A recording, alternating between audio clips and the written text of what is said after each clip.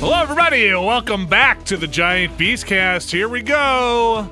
We are in 2021, and we are pulling the rest of the year with us. That's what we're doing. It is now January 14th, January 15th on Friday, tomorrow. Another weekend. Ding. I'm Vinny Carabella. That's where we insert the like ding, little sparkle.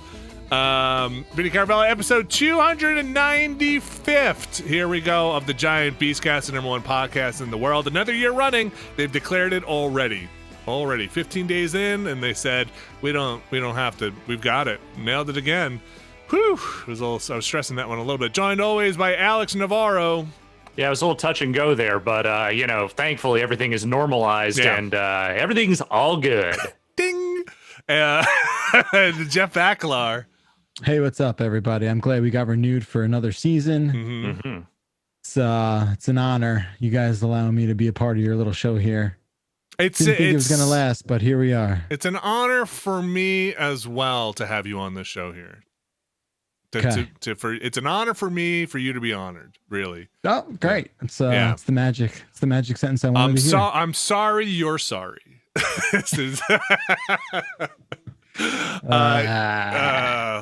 Hey, I'm sorry. You're sorry. I'm sorry. You're upset.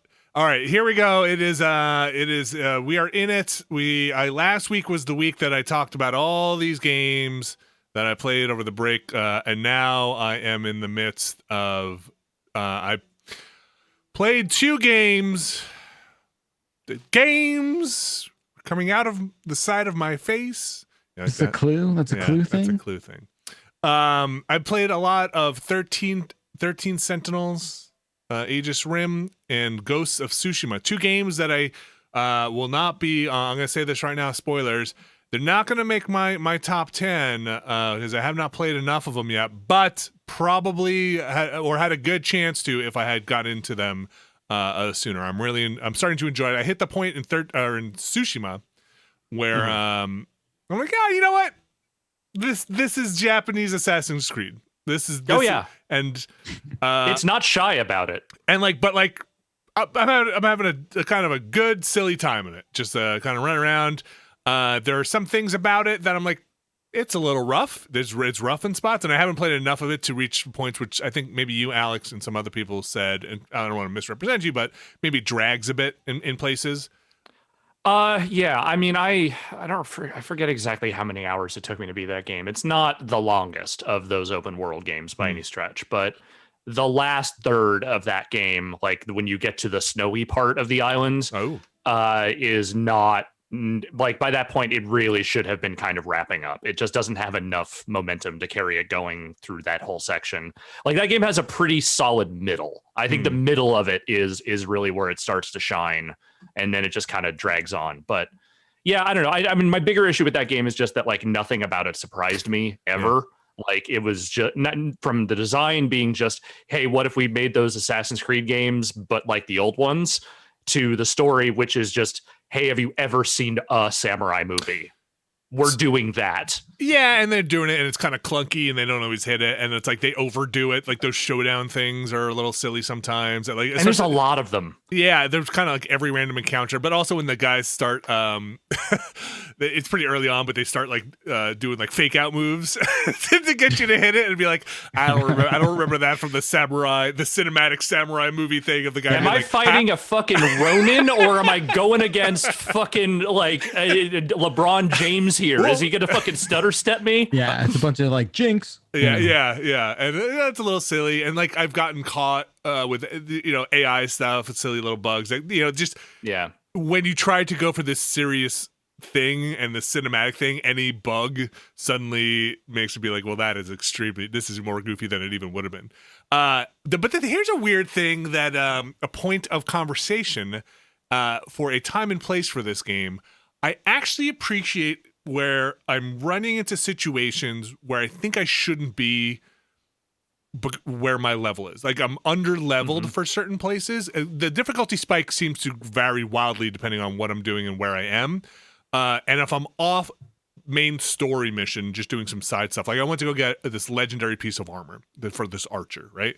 And I followed the quest, and I went up near the end of it, and was like, I am dying repeatedly here. I clearly don't have enough upgrades or the thing that would make this look to be very easy after you get the armor, because you're supposed to look like a badass after you get this armor and be like, oh, this is how you do it. It's like, no, I just keep dying repeatedly. And I like it. I like that they didn't put skulls over everybody. I like that I just got better at the game until that my skill level made me learn things and wasn't just like, no, come back when you're a better level and you'll just, be powered up enough to clumsily get through it. I like that it didn't force me, but I was able to learn a better way to engage with the problem. Because a lot of games now will just be like, this is a level 27 quest, or this is a level 37 quest, and it's red now, so don't do it. Or you could, but come back when you're better. Or these people have skulls, you won't even take damage off of them. And it's like, I don't think I realized until playing this game that I kind of missed wandering into an area that's like, maybe I could get through this. Maybe if I'm just better at the game, give me a chance. So that's really interesting, and I like that.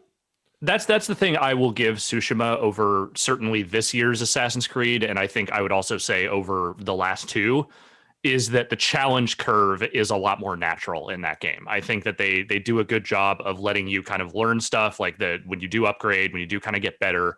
Like you said, it's not just gated by, like you're not high level enough to be in this section. There aren't 3 red skulls over this boss or whatever. But like even in Assassin's Creed, like we'll talk more about this in a minute, but like I am so far ahead in the skill tree in that game and have been for a while that basically there is nowhere in that game I can't go without just fucking wrecking everyone. Sure. But that's where you want. It's been that way. But that's where you want to be, and that's what I like about it. Like it doesn't have this Souls-esque or even Sekiro-esque like, oh, you're constantly going to be on your heels. Like you're always going to be on your heels in this, no matter what, because it's going to take one flaw in your defense. Like it's got that kind of older action game feel of, I could roll around for a while, I could flub a couple of these and I could still recover, and now I could block arrows, now I could do this stuff, and I like that because it is going for this fantasy, this myth of a legendary Ronin / samurai / I don't know, ghost. I mean, I assume I'm not that far along,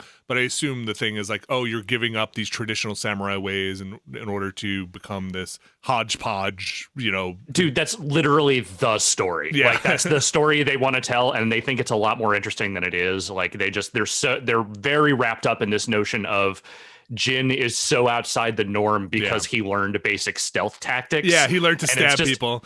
Right. It's just like, it's this vibe of it's too stealthy, you're too old, man. Like that's not, it's just not that interesting to me. I'm more than a few hours in, and I've recruited, like 2 or 3 people so far to the cause. Yeah. Yeah, and it's the funny. Side characters are good. That I like most of the side characters you meet in that game, the people that sort of become part of your cause. I think that's one of the things that game does really well. Yeah, and their little tales are fun. It's very much the maybe the main thread not as interesting as the companion quest stuff. But so far, I'm liking it. And the further we go down this path of, no, this is power fantasy. Like, what do you want to learn next? Like, you want to throw kunai at people, and like, how many do you want to throw, and this whole thing. And I like that. That's fun for this game so far. There was a while there when I'm playing where I'm like, man, I just keep hitting right on the D-pad because I think that's what you should hit to put your sword away, but I guess there's no put your sword away button. And then accidentally swiped the wrong way for the wind, and he shook the blood off his sword and put it away, and I was like, perfect. That's exactly what I wanted. So that's I want to kill some guys, look like a badass, shake the sword off, wipe it off of my elbow and put the sword away, and that's the power fantasy. 13 Sentinels, very different game. Also a game though that the story is hooking me now. It has played out enough where I'm very curious where it goes. The combat stuff is interesting. They kind of break that game into story and combat in a lot of ways. Sometimes they overlap, but there's the kind of quote unquote visual novel-esque part, and then the tower defense turn-based stuff. I don't love the combat as much, but the story stuff, I really want to see where it goes. And without giving too much away, a lot of different threads to follow, a lot of different characters. You want to piece together this timeline of events, and that's a lot of fun. And I always enjoy games like that where you're filling in missing pieces of a story. Like, oh, you got this scene, and this is how we got here, and that game is a lot of that, if not all that. So yeah, 2 games that I think I will enjoy this year a lot. Hopefully don't get sidetracked off of them. But a next thing coming out, though, it seems like the release calendar is a little light. Well, Vinny, Yeah, you Hitman. say that. You say that. That's what I say. Hitman's next week, dude. Yeah, it's coming. So I feel like that's one you're going to pick up, right? Yeah, for sure. Yeah, I'll check that out. Those games I found, though, if you mainline them, if you're not going to clean up everything, then they can go relatively quickly. And then they can kind of go back and play the weekly stuff and the challenges. I also I was like, oh, I need to finish Spiritfarer before we do our stuff. And I was like, let me go back into it. Had you not finished it? No, because I was trying to 100% everything, get all the recipes, get everything, get all the stuff that you deliver to the collectibles person. And then I was like, let me just finish it. And I was just, all I had to do was go to the last. I had the one more person on my boat. I just had to go there, give him a hug, and was done. So it took 2 minutes to finish it, but I reloaded to see where it starts you. So I might go back and continue trying to get all the recipes and stuff. I just really like being in that world. Totally. So I did the same thing you did. I kind of just hit a point where I was like, okay, I can sit here and I can try and clean up all these side quests and all this other stuff that I have floating around, or I can just get to the end. And I think I realized it was more important to me to get to the end than to see every little tiny thread like tied up. And I at some point I probably will, like you, I will probably go back to it and start messing with some of that stuff up, because there was definitely a point where you realize they just give you too many side quests that are not related to the main characters. Yeah. But they're fun. They're fun, but also they're time consuming. Yeah. And I think that is that game's only real flaw, is that it just overloads a little too much of the busy work on you in between everything else. Like, it's just the balance is just slightly off. And, I think if you go into it with a mentality of, I don't have to do all of this, you will be just fine. I think at some point, and I really adore that game, but I think at some point, probably late game, and I didn't get the biggest ship upgrade, but I don't think it's part of it. They should let you produce some certain materials on the ship, like grow a tree for wood. It should let you do what they do with the turtle on the ship, like basically plant certain materials, because kind of hunting around for the materials for upgrades is time consuming. And, even with the fast travel, passing through zones where you're like, I don't want to collect any more of these star bits or any of that stuff, it just becomes time consuming. But yeah, I really adore that game. Definitely going to be on my list. We recorded, because you'll find out next week, we recorded the next week's Beastcast will be the entire Giant Bomb crew, along with Jeff Baccalar, discussing our top 10 games of the year. That'll go up next Thursday. So our lists for the site are locked in. That is it. Grudges held and all. So that is, I say that now because if you're hearing me talk about certain games moving forward, my list is already locked in. So even if I get some more of it next weekend, I have locked it in. But yeah, I think Ghost and 13 Sentinels. 13 Sentinels? It is simultaneously earlier than we usually lock in our top 10 list, because a lot of us tend to futz with them right up until the last minute, and also later because we're doing everything later. So it's all different this year. It's all higgledy-piggledy. Yeah. So I had to go in and make sure that was a lot of the higgledy-piggledying it up before we got in there. Mm-hmm. Alex, you higgle the piggledy on anything? Yeah, I've been piggledying my way through Assassin's Creed Valhalla. As I've said, I'm trying to actually get to the end of that thing before next week, because I want to be done with it. I crossed the 100-hour mark last night playing it, and I'm in the final zone of England. That's a big fucking England. Let me tell you right now, they made a big fucking England. Oh, you made a big England.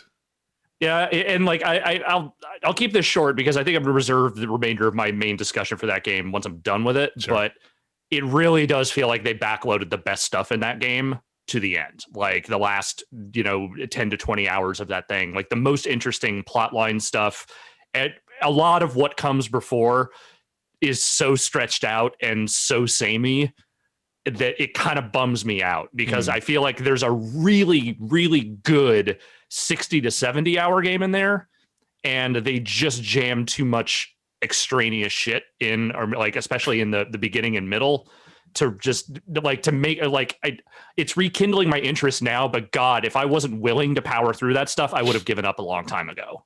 I still have a curiosity for it. Like, it's one of those games that well, I didn't pick it up, but to play for my personal consideration this year for Game of the Year, because I did feel like, in talking to you and some other people, the quantity was kind of known. But I don't know, man. Like, I want to get to where you are in that game, but I know getting the hours free to do it is going to be tough. Yeah, I mean, I'm moving through it much faster now because I'm done with Yakuza, and like double fisting those games really drags some shit out for me. But yeah, I don't know. Like, we're gonna have to have this like a real conversation about largeness versus quantity over quality. Like, we've had this talk before, but I feel like we extra need to have it because more and more games are like trying to find a way to extend themselves out beyond all reason, and especially the Ubisoft brand of game. I just didn't need it all. Like, there's a good game in there. There's fun to be had in there, and it seems like they're building to some actual wild shit at the end here. But I took so much perseverance to get there that I think a lot of people are probably going to fall off that thing before they even get close. Well, there's a world. Imagine this, a world. Imagine a world. Imagine a world. In a world where you buy one game and only play that game for 4 months. I mean, that's I dream of that. That's a world in which, like, people that exists, and people look at that as value. So that is a thing, But if you're saying the content gets boring and samey, it does. Then that is valid. Like, it does so in different places than the last game did, because Odyssey like had like a pretty good build up and then just kind of kept going and kept going and kept going and just didn't know when to stop. This one starts okay, just kind of maintains the same flat line of general interest for like 50 fucking hours, and then starts to kind of peak a little bit more and peak and peak and peak and starts kind of going up. And it's too long. Yeah. It's just too long to ask people to stay invested in something. Yeah. The game's too damn long. Like, if the content justified that length, I would be way more into it. Like, right. It's not like I don't like long games. No. I think Red Dead, by and large, is a game that justified its length. They're out there. They make it work. But like, I mean, even Yakuza 7, like those, like, there are parts I think they could have trimmed up a little bit, but by and large, I think it justifies the length and the amount of content. This one, I'm not sure does. Anything else, Alex? Not right now. I will say that, unfortunately, Dan Reichert's not here, so I don't know if we're going to get to it in the near future. But you remember that crazy fucking wrestling game we did a quick look for a couple of years ago, the M. Dickey one? Oh, I don't know if I was on it, but I do. You weren't, but you've seen the video, right? Okay. Yeah. So there's another one of those coming to Switch this week. Maybe we'll have to bring Dan in as special guest to take a look at it. Like, I'm morbidly curious. I kind of want to see what it is. I mean, it's going to be like every other M. Dickey wrestling game, I'm sure, but I just kind of want to see what it is. Bacalar, you have been in the CES. You've been in the cesspool, the CES pool. Damn. Putting it nicely. Dang. Putting it nicely, boys. Dang. Bring that hand sanitizer. It's time for CES. What's going on in the world of consumer electronics? You mean you haven't heard? I've heard. Okay, here's what I've heard. Since you asked so nicely, I've heard the TVs are marginally better by Katzmeyer. That's about as much as I heard. I mean, we're talking all kinds of incremental improvements. Oh, thank God. Only the best in incremental improvements. What's going on? How has your CES coverage been so far? And continues to be. Thanks for joining us, by the way. This is right in the middle of it. Yeah, I mean, it's pretty much over. I'm just fucking tired, guys. It's just a lot of like staring at this camera, and you look tired. Thanks. You look better. I was up early covering the Samsung event, which is not even a part of CES, which they just decided to like tack on the back of CES. Oh, are they EA playing that shit? Are they just doing a fucking CES event like just off-site from CES? Sure. Yeah, they announced like new phones and shit this morning, and that's fine. I really, as a side note, you guys should go back and watch. They do this like pre-recorded press conference, this whole event, and it's the S21 is like the anchor product for this event. And it was so weird. They like showed this, I don't know, it was like 6-minute movie about how they made this phone the color black. Okay. If you're telling me you could take a piece of technology and make it into a color, that's pretty impressive. Well, no. You're losing the thread here. I had an art project like that at school. It was tough. So the phone's color is called Phantom Black. Okay, which is already like a very irritating phrase. And they were showing like almost like blacksmiths like smelting and like all this insane shit over the course of 1,200 years. They're like, we made it black, and they're like looking at colors under microscopes and shit. And they're all like, what do we do? And they're like, take some black away, and some more black. It feels like a parody. Fucking wild. You got to watch it. It's insane.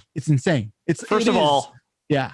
I've seen that Billy Zane movie. Phantoms are purple. That's true. Everyone knows that. Everybody knows that. Second of all, I love that. I love it. I love it for you. I love it for us. I love that they've fucking gone the extra distance to somehow make manufacturing cell phones seem like this great fucking industrial revolution. Like, fuck you. But you made it a different color. What are you doing? But not only that, they had to reach, whatever, like, this is true purple. This is we've scientifically found. This is the most HD purple that has ever existed. We found the true color black finally. And the fucking narration, the fucking voiceover over this whole little segment that they aired, where the dude's just like, we didn't think it was possible. We challenged ourselves. He's like, but we fucking found a black so fucking black, it's gonna knock your balls off. Wow. Like did they at least go out and license that quote from Metalocalypse of Nathan Explosion just saying blacker than the blackest black? I mean that would have not changed the tone of how absurd. Oh my god! Because this whole thing felt like a parody. It was just we were watching it and it kept going and going. Oh man! So just do yourself a favor, like go watch that. That's unrelated to CS in every capacity, but it's hilarious. I do have a question that is, I think, semi-legitimate for this. Is it the screen, the black level of the screen, or the coating on the phone? The color on the fucking back, my dude. All right.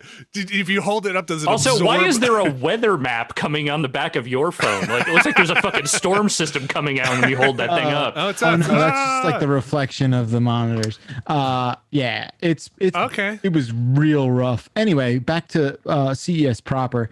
There was some stuff. I mean, look, let's not beat around the bush here, ladies and gentlemen.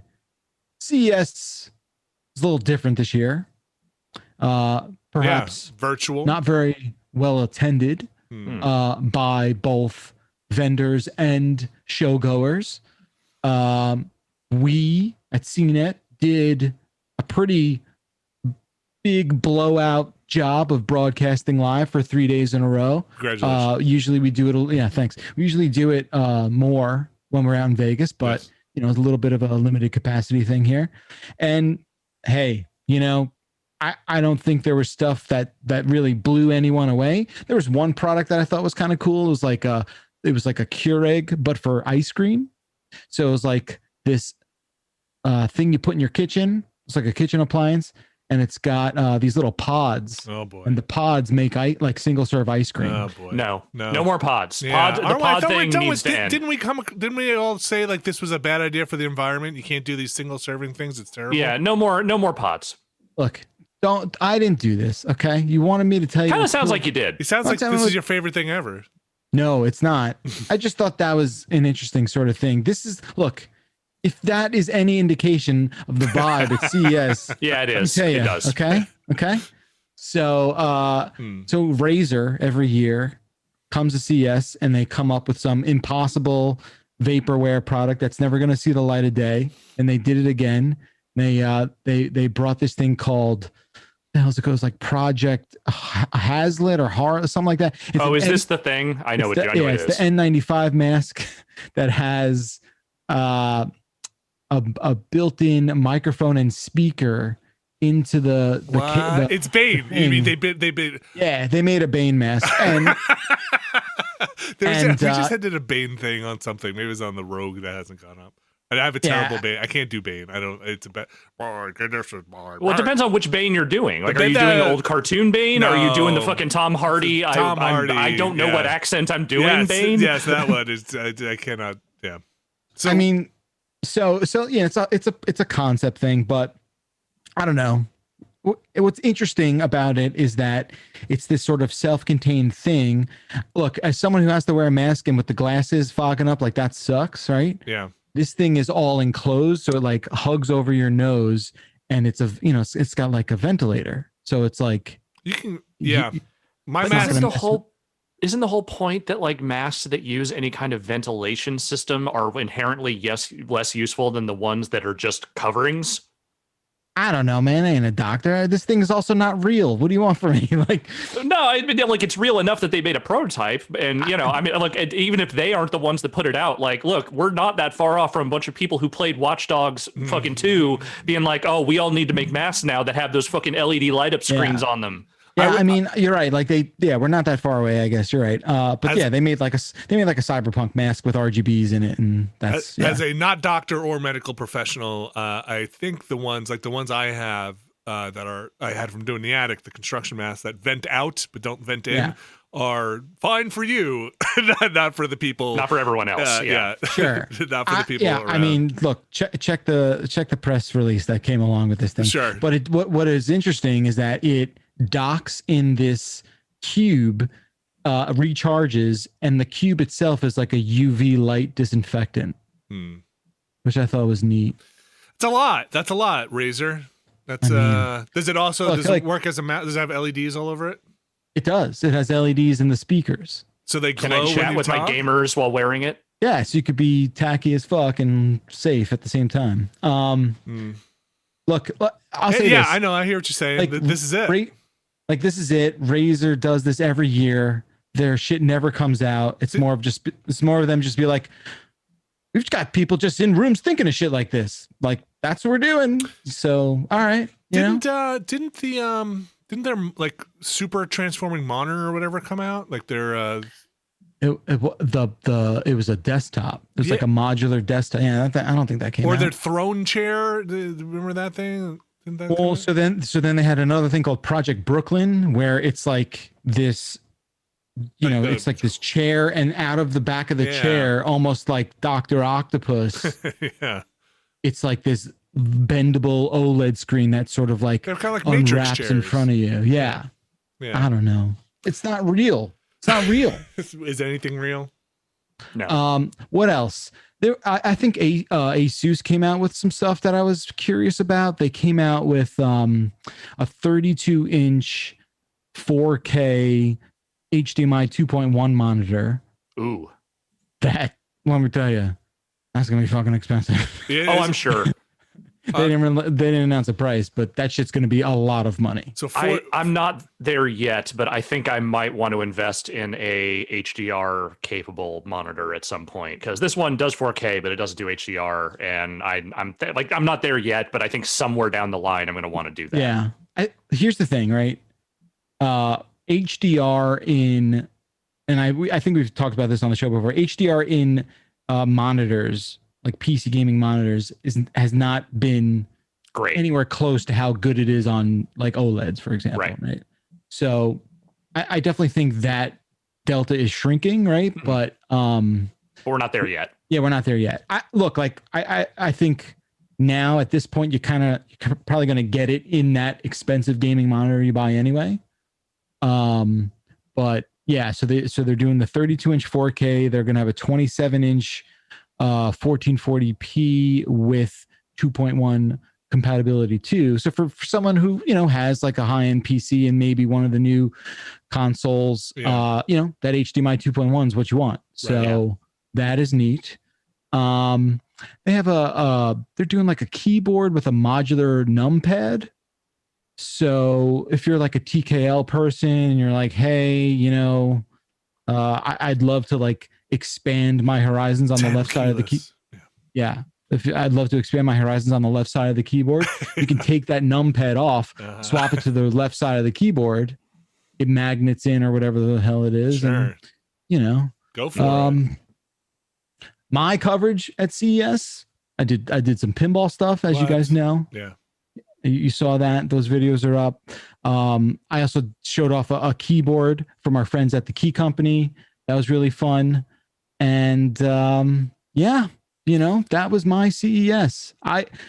And a lot of incremental shit, like we talked about at the top there. This is not the year for like any radical advancements in TV technology, from what I've been able to gather.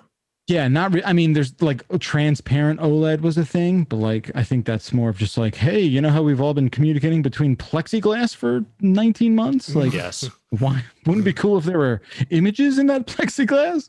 Hey, I saw Vinny Caravella for the very first time in months. Just this past week, I saw you for exactly 2 minutes outside the office as we were frantically clearing out the rest of our shit. It was nice. Through, I should say, immaculately wrapped. Oh, you did. I've gone through the back.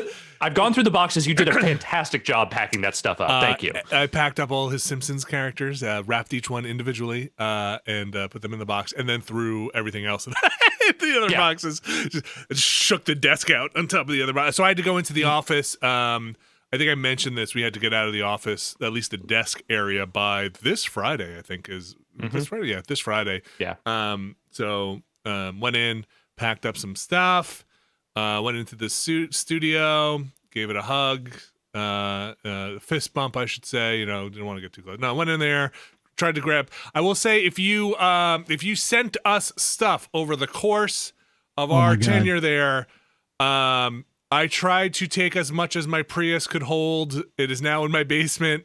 Thank you very much for all the fun doodads and stuff. Alex has some of them as well.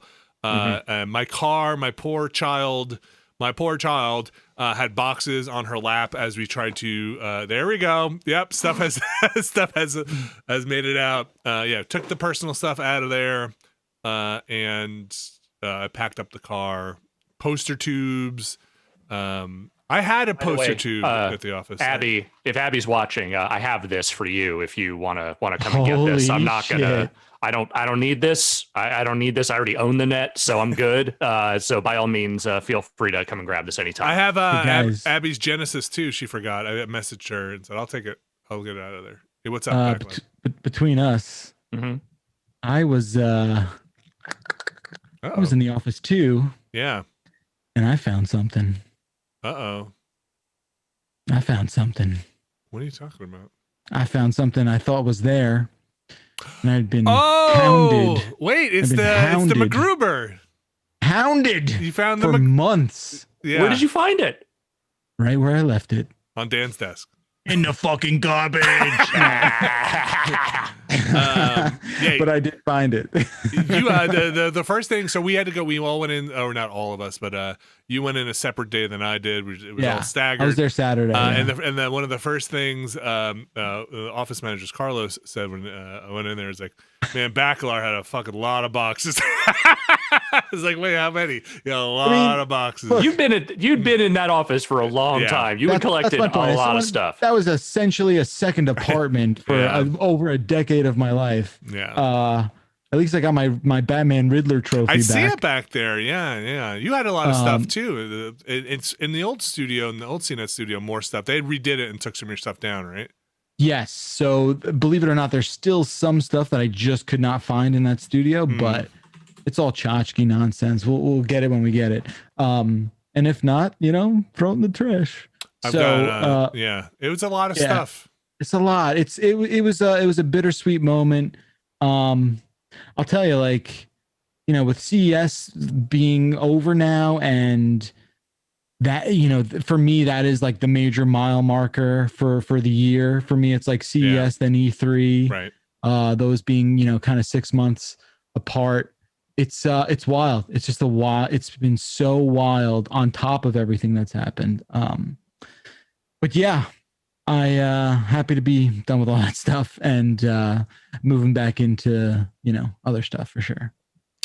And boxes now tons of boxes to sit in a basement forever. All that stuff is still, dude. All that stuff's still in my car. I didn't even take it out of my car. Man. We had to take it out of the car immediately because it was literally my car was stuffed. Your car was stuffed as well, Alex. Shoving that stuff in there. At least 2 of those boxes were going straight into a storage locker. I can tell you that right now.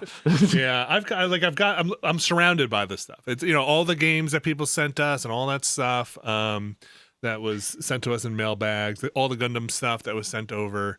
I stuffed as much of it as I could into the car. I appreciate that you gave me all of the PS2B games that Dan expensed forever ago, and so now I own a copy of fucking Run Like Hell and Spy Fiction, which I have them now for archival purposes, I suppose. Sure. I wasn't exactly sure. I was taking pictures. I was talking to Abby and Dan about stuff. Because amazingly, there was also a package there for you. There was a package there for Dan. And was thinking, it was like, okay, who wants this stuff? I could take some of this stuff, and yeah, it's all here. I did the one other thing I took, and then when they ask for it back, I'll give it back. But the one of those studio microphones, but I'm perfectly happy with my microphone, but I might switch over. I mean, it's just sitting. I thought about it. I mean, that was the thing. All this stuff is just all this stuff. Well, as I said, Red Ventures, you need it back, you take it back. Because it's all Red Ventures stuff, I think. And by the transitive property, it is now your stuff. That's the law. Or I was like, well, the thing was, I was in there being like, is there anything I need gear here that I need to do this job? But we kind of geared up. We've been at home so long, we kind of geared up on most stuff already. Yeah, for sure. That was like, no, I got, I don't. It was a little sad to be like, I think by the time we get in this studio, all these consoles will be outdated. No. Are you being sarcastic or not? Wait, you're talking about the old consoles. Yeah, the PS4, Xbox One, for sure, for and sure. like there was a part of me that's like these should all just be donated to like children and like kids and stuff like that because they're just going to sit in a storage facility at some point. Yeah. We didn't do the studio stuff yet, but by the time we get in there and are back in an office, that we'll all be on PS5s. I mean, maybe the Switch stuff, but most of us just brought our Switches in anyway because it was just that easy. Anyway, that's the tale of the studio and the office. Good to see Eugene and Carlos. That was nice. Yeah, for sure. Before I forget, one last thing about CS, they basically are popping in those 30 series cards into laptops now. Okay, so, really? Yeah, which is pretty cool. They have their like whatever they call them, the MX line or the M line. Yeah, they kind of they're doing what feels like a deliberate, I don't want to call it deception because I don't believe it to be true deception, but they are being a little unclear as to like what, especially in the naming, right? As to like what the mobile counterpart of a 3080 is as opposed to a desktop 3080. So they're like, oh, there's a 3080 in this laptop. Laptop's like that thin. Right. And you're like, right. Okay. Yeah. How's that work? Okay, magician, wizard, like what's going on? They took a 3080, they put it in a vise, they squeezed it until it was laptop size, and that's how it works. I should run technology. No, but the architecture is there, like that stuff's super impressive. I mean, even if you go back like 5-6 years when laptops would get their mobile GPU counterparts, it's not even that you're long looking ago. at a laptop like that thick. I mean, the thickness, yeah.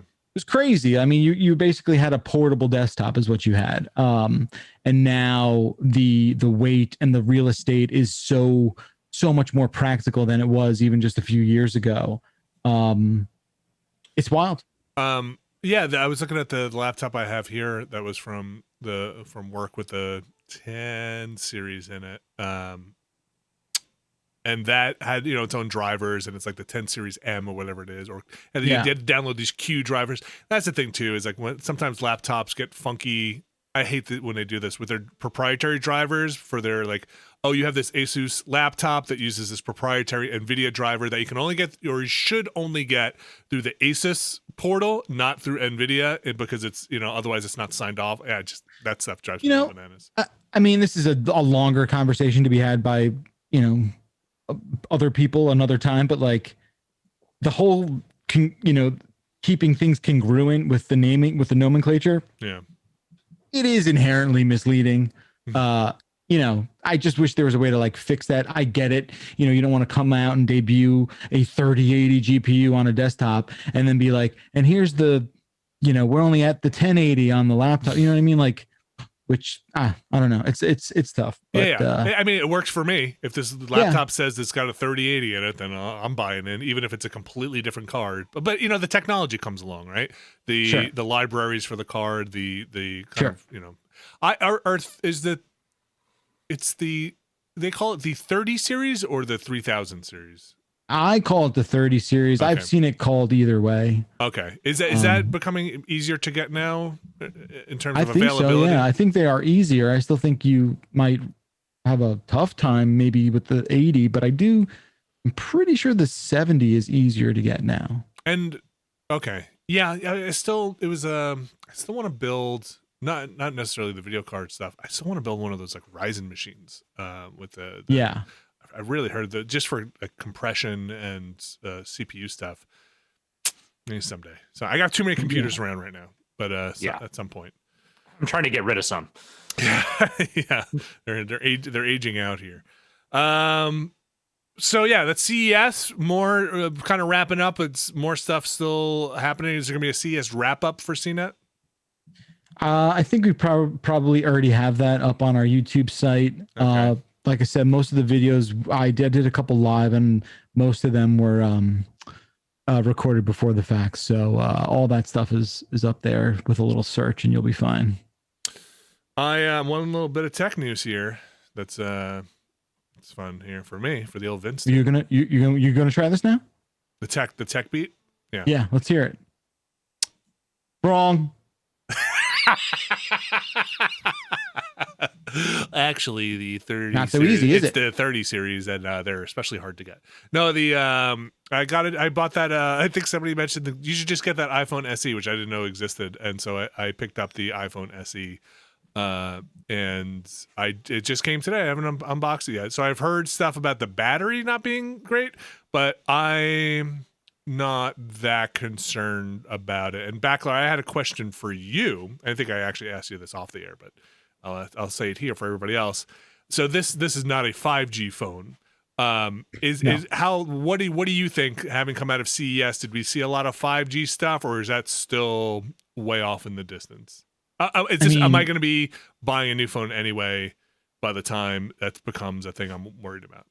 Yeah, I think you are fine right now, but having bought a non 5G phone for the next couple of years, I'll even say. Okay. I mean, it is supposedly live where we live and live in other places. It's not the super like that super fast 5G is not what is the most pervasive at the moment. It's like a slower version of it.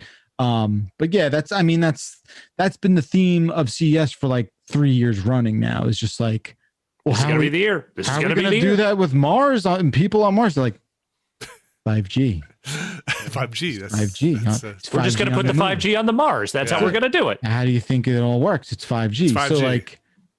So the entire tech world is so all in on 5G, where like there's no going back now, baby. Well, this is it. I have never even experienced it yet. Okay. And it is all anyone can talk about. I think the very slow rollout, even before COVID, was a little underwhelming. But yeah, as it relates to phones, I think, look, from here on out, most flagship phones will support 5G, but your experience, your mileage is going to vary for a couple of years, I think.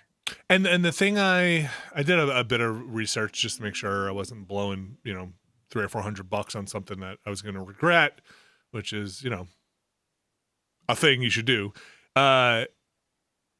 it seemed like people talked a lot about like battery usage with 5G is pretty intense. In I don't know if it's in the antenna or what it is, but things run hot. Use sucks up a lot of battery usage. Like you said, the coverage isn't quite there. And most of the stuff I read also said, don't worry about it. Like, especially in regards to the SE stuff and getting a phone that doesn't have it. That's like, if you're, it's funny because a lot of these reviews were like, if you're looking at this, you probably still have an iPhone 6. And I was like, yep, that's me. It's like, you'll be fine. You'll be okay. Yeah. I mean, I just think like, for me, 5G just has too many like, caveats right now, with like its penetration and, just the battery stuff. I'm sure, that happened with 4G's introduction too. I remember the first 4G phone I had was just like 6 hours and you were looking for an outlet.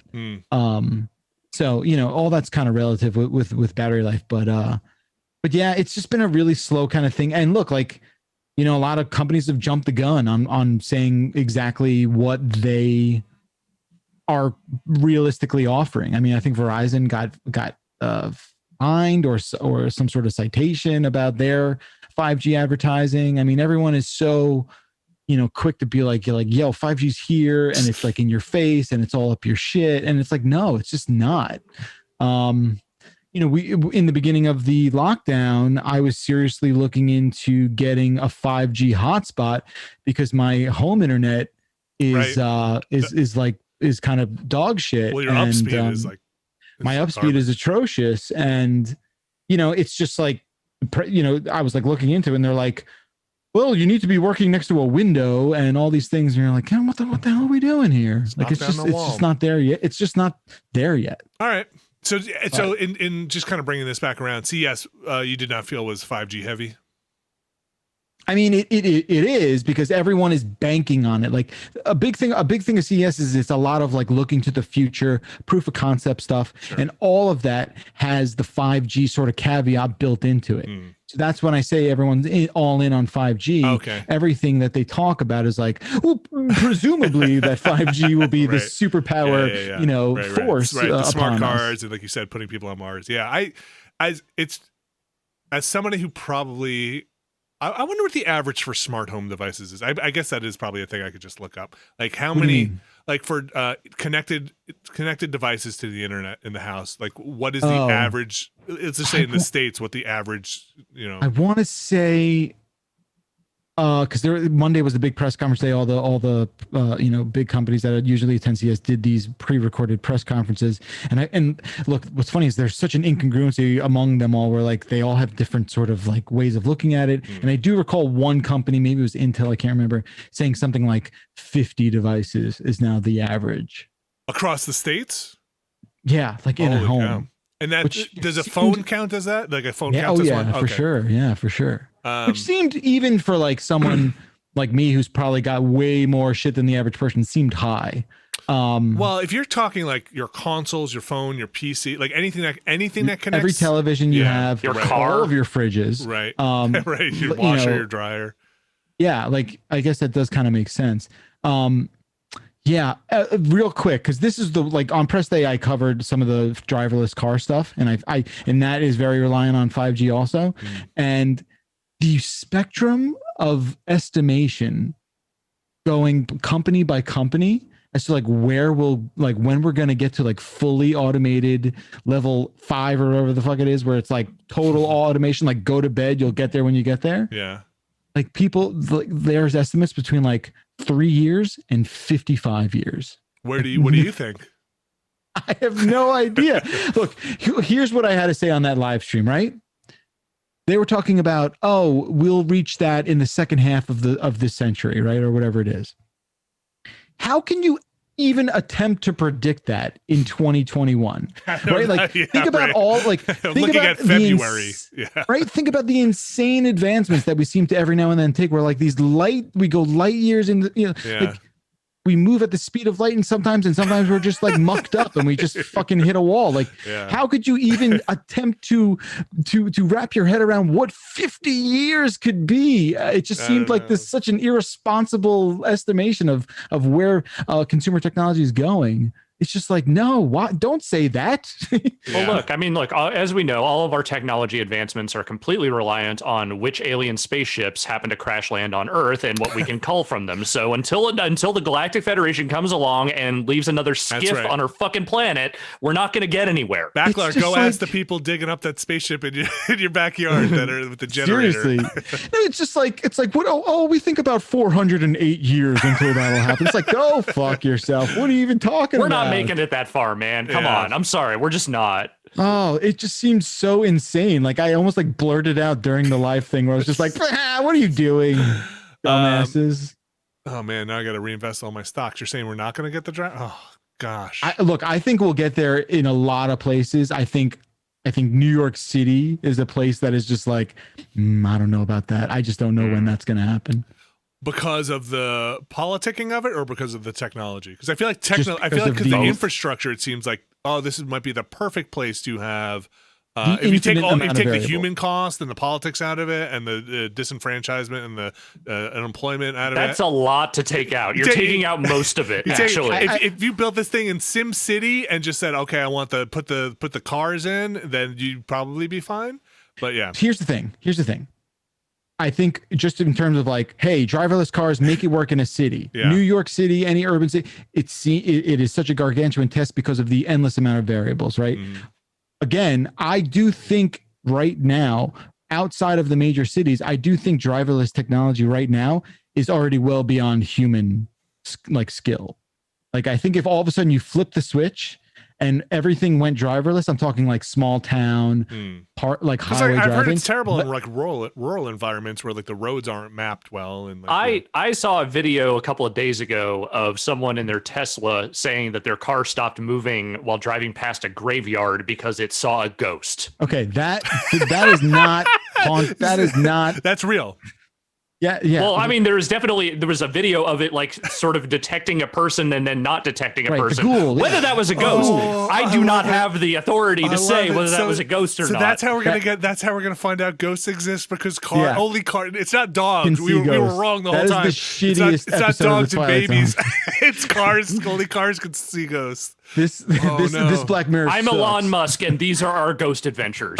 They put all the sensors in the car. There's a PKE meter at the top of the car. Mm-hmm. But for real though, real quick, like the biggest cost to achieving fully autonomous vehicles is the human acceptance of that. Yeah. Right. So I don't accept that shit. And I'm telling you right now, you should all know this too from your personal experiences. People are the absolute worst drivers, and I promise you, if you flip the switch and tomorrow less people would die. It's just I have no doubt in my mind. Yeah, until that thing loses its Wi-Fi signal, and then all of a sudden it fucking drives you off a bridge. But you're not receiving the point I'm trying to make. I'm saying it is more the human acceptance. We definitely have to get way better, but like presumably the second the data point proves that robots kill less people than humans, you're like, hey, good to go, right? I think no. I think you could have that data point and still make an argument that like, okay, are these things secure? Could somebody? What happens? You get that data point, and listen, I'm talking way out of my ass here and out of my league, and it's just like you get that data point, and how many stories are you going to be like?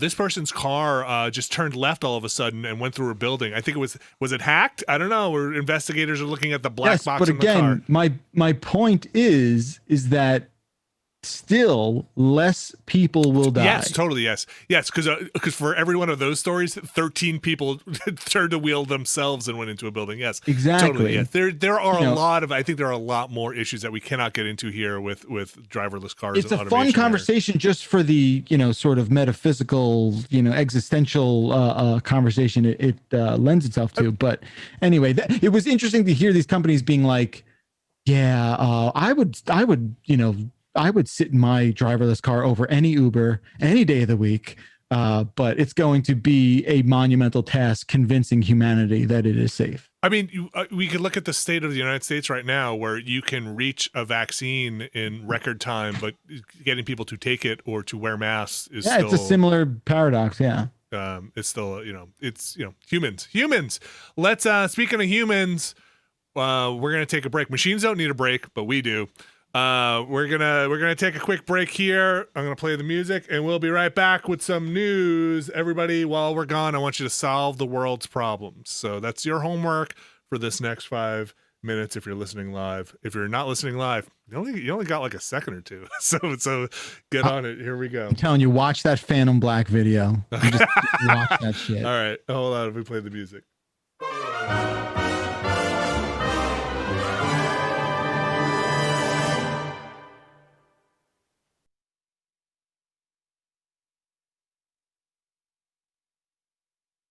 And we are back. I think, yeah, we are back, folks. Hello. The news. Bringing it to the news. You know, we were talking a little bit about being in the office. Thing I miss? My standing desk. I think I'm gonna have to. I did the thing where I put some boxes on my desk, and I was like, I think I gotta move the camera up and down. It's a whole thing. I gotta figure that out. I gotta stop sitting all day. That's my thing. Sitting on my butt for 12 hours during this thing during a work day. No, not great for the health. Not good. Yeah, I in the beginning, there was like 2 months went by, and I was having like not back pain, just like back soreness. Mm-hmm. And I just chalked it up to like going from playing hockey twice a week to 0, like you know, right away. You were pretty active. And I still think I'm kind of fucked up from that, but you know, I do. Then I remembered, I was like, oh man, but you know, well, I was talking to Stacey about it the other day. We were in city shape. Yeah. Now I know that's going to sound crazy to people who are just like, Backlash, shut the fuck up. No, there is a thing. I'm calling it city shape, where like just the sort of like hustle and bustle of commuting into Manhattan every day just like elevates your heart rate and keeps you active more so than what we're currently doing, which is like 0. So like I made it my business to like walk the same amount of miles I walked every day, you know, going back and forth. I just started that. I tried to squeeze that in. Yeah.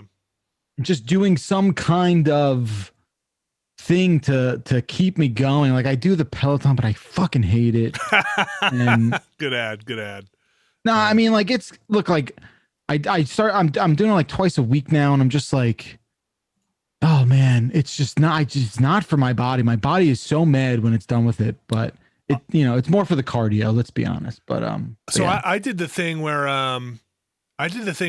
I jumped back into exercise and maybe it was like a little too aggressive, and I suddenly had that, and I messed up my back. I've talked a little bit about it, but am I at that stage now where it's like, ask your doctor before you engage in any strenuous physical activity? The thing everybody ignores because you're like, you know, that's not for me. I can go exercise. It's okay. And I was like, I think I'm beyond. I think I need that ramp up. So yeah, I'm also, I think I'm gonna put up. I've talked about it a bit. I'm gonna put that wall behind me eventually. I talked with my wife and build that. I need, now that I have all your fine stuff that everybody sent us over the years from the Giant Bomb Studio, I need even more shelves. So I built some shelves. Got to look into some shelf lighting. You know what I'm talking about? Mm-hmm. Yeah, that gets me excited. That gets me excited. You know what gets me excited? News. Alex Navarro. Can we start with the news from the Lucasfilm stuff? Oh yeah, no. Yes, of course we can. Of course we can. What is going on here? So there's this new entity, which is, I don't know if it's actually new, but they've given it a name within Disney now. It was at Lucasfilm Games is what it is called, or something along those lines. It's not LucasArts. They didn't reform LucasArts. They're not rebuilding a new publisher within Disney or anything like that.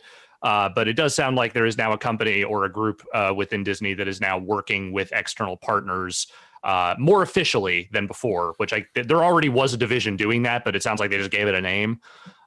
So, and this kind of comes in tandem with another announcement that came out, which is that Machine Games of Bethesda fame is making an Indiana Jones game, presumably in tandem with the folks at Lucasfilm Games. Yes. Jeff, to your point, Machine Games, Wolfenstein developers. Yeah, but I'm just give me some more info about that Indiana Jones thing, because I just really mentioned Nazis because of Raiders. I'm just assuming there's a skill set there. Yeah. When it comes to decimating Nazis, like Machine Games has done some very good work in that space. Yeah.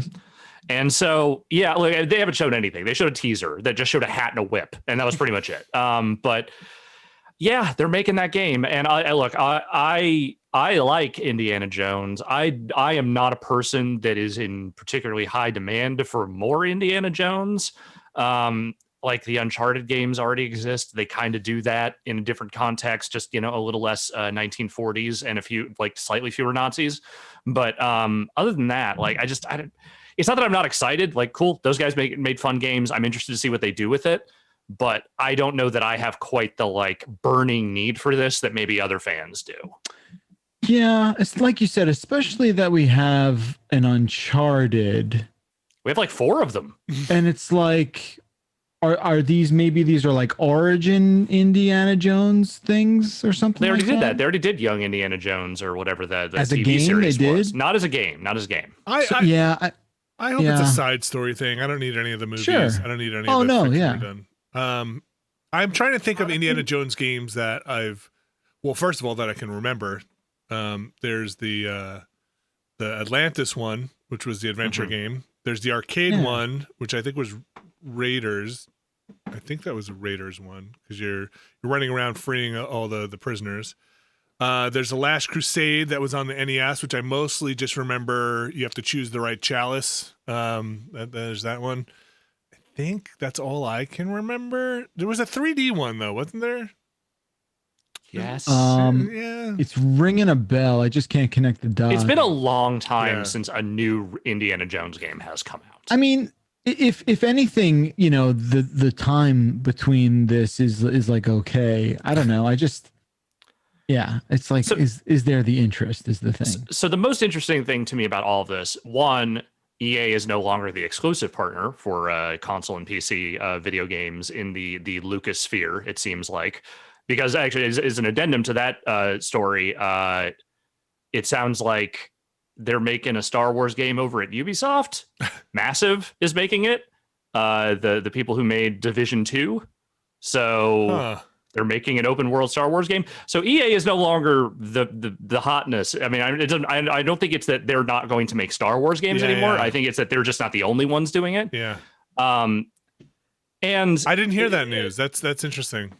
Yeah, that just kind of snuck out there a day or two ago. But yeah, Ubisoft is totally making, it sounds like, some kind of Star Wars thing. But yeah, I don't know. Like, I'm so weirded out by, I don't know. Like, I don't know what to make of all of this. Like, also Machine Games, owned by Bethesda. Yeah. Which is now owned by Microsoft. Yeah. So does this game come out on things that are not PC and Xbox? I think what did they say? They talked some about that. It still is a sort of cloudy message. I think something with the messaging was like current projects will meet their, right, and then moving forward it's sort of like case TBD. By case, right? But we don't know where the cutoff is, like, for the current projects. But I would think it doesn't say in the story. I didn't see I didn't look at the end of this Indiana Jones story linked here. But I would assume if a third party rights holder were tapping a studio for this, they'd want it on multiple platforms. I'm not disagreeing with that at all. Like, I imagine if I was the Disney people, I would say, yeah, no, put that shit on everything. Right. But I mean, it kind of just depends on what deal they struck. I don't know. I mean, the thing is, I don't know. It's all very muddy, and we don't know enough about this game yet and what they're planning to do with it to really have any strong opinions. It's just like, okay, they're doing some wild shit. Yeah. I do wonder what this means for Wolfenstein 3, because I know they have, I think Machine Games is 2 teams now. There was the team that made the first 2 Wolfenstein games, and then there was whatever team split off to make Youngblood. And I'm not really sure which. I assume this is the team that made the first 2. I'm speculating a lot on this. I don't actually know who's doing what on what, but I thought that there was like a split off group that did Youngblood. I don't know who's doing what here. I'm just curious what the dynamic of that studio is now. Indie fever. That's it. Yeah. That's I can't wait for the headlines about indie games when we get there. Damn it. Damn you. Wow. I'm trying to get beat the punch here. Get these jokes out. Yeah, get them out now. How do you feel about Ubisoft making a Star Wars game? Does that excite you at all? You know, sure. I like Star Wars. I think we've talked about it. We've talked about it plenty on the KOTOR series, whatever. Like, I don't know where I fall now because the Star Wars fandom has become kind of a mess. I don't know where I am. It was always a mess, Vinny. It just got bigger. Okay, it's a bigger mess. So I don't know. Like, I enjoy the movies for what they are. Someone can insert that into some flow chart of what that means. I saw the movies in the theater, ate the popcorn, enjoyed them. I didn't post anything online, but I didn't love them with all my heart. I didn't hate them like they were the devil. So, like, you know what I need? I need one of those like fake internet personality tests, like I'm a fucking external INTJ or whatever the fuck. I need one of those, but one that determines the exact amount of Star Wars that I'm supposed to watch for my personality type. Like, what is the volume? Which are the shows? Just put them all into a bucket. Let me know so that I can make sure that I'm only watching the stuff I am supposed to based on my personality or astrology or whatever the fuck it is.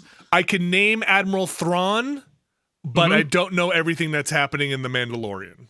Is that okay? I can sure. I don't know where the Darksaber came from, but I can tell you. Well, this region of the brain lights up when I say the words -Rendar. So therefore, this is where you need to be. Yeah, because it is intense now. I saw a graphic or something somewhere of like all the properties they're planning for the next couple of years for Star Wars, and it was intense. That thing looked like a NASCAR shirt. That thing just had more logos on it than you can imagine. It was a wild slide. Yeah, so I don't know. It's it's wild. So yeah, I'm up for it. They could make a good game. Don't take it.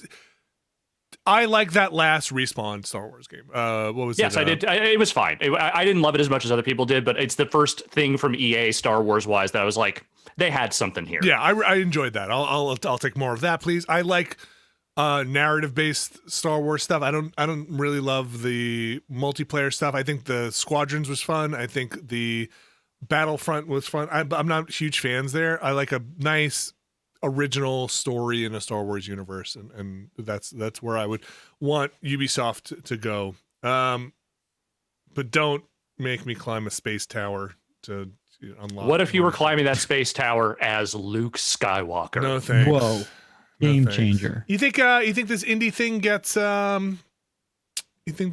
gets Harrison Ford in there in some capacity? Not necessarily as the voice of Indy, but like as a character? You don't want that. You do not want that. Wait, why don't you want that? I mean, I have a reason why I don't want that, but why don't we want that? Have you heard any interview Harrison Ford has given in the last, let's say, 25 years? He's very cranky, right? There is no you could give that guy all the weed in Humboldt and you could not make him enthusiastic. Like, that would not be enough to make him enthusiastic enough to actually give a performance in that. He showed up for the new movies.